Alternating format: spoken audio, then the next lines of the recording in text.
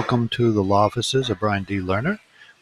This is Coffee Talk, and I'm doing a video to explain and to try to show why Trump's last statements that he's going to essentially override the 14th Amendment to the United States Constitution and make it so that people who are born in the United States to persons whom are not legally here will not be U.S. citizens.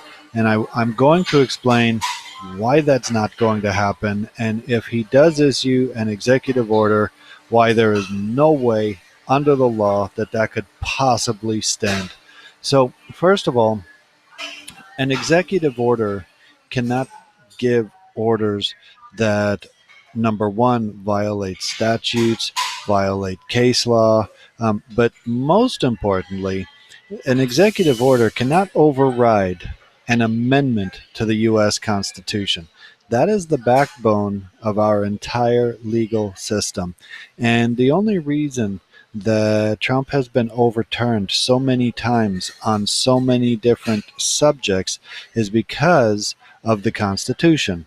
The separation of powers and so forth. And, when he does stuff, then, we go to court, we fight it, they issue rules, they give an injunction, and they reverse or enjoin the order from going any further.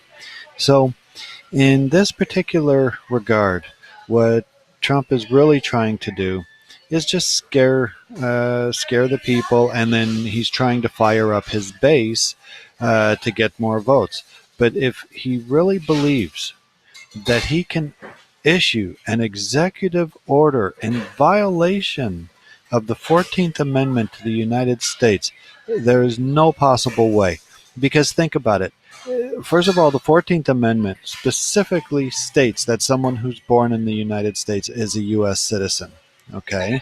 But think about it. If a president of the United States could simply issue an executive order overriding an amendment to the U.S. Constitution, what stops that president from next saying there'll be no freedom of press, there'll be no freedom of speech, there'll be no First Amendment?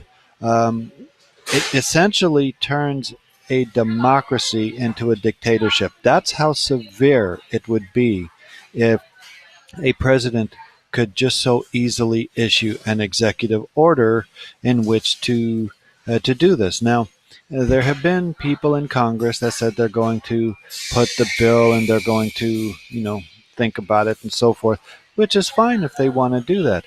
But to override or to remove an amendment to the U.S. Constitution, you need a vote of 2/3 of the House, 2/3 of the Senate, and then it needs to be ratified and it needs to be signed by the president. First of all, even if there were no more Democrats that were going to be in the House or the Senate, and even if the vote to do this were to happen today, it is not possible that 2/3 of the Senate and 2/3 of the House would vote to do this. It is simply not possible.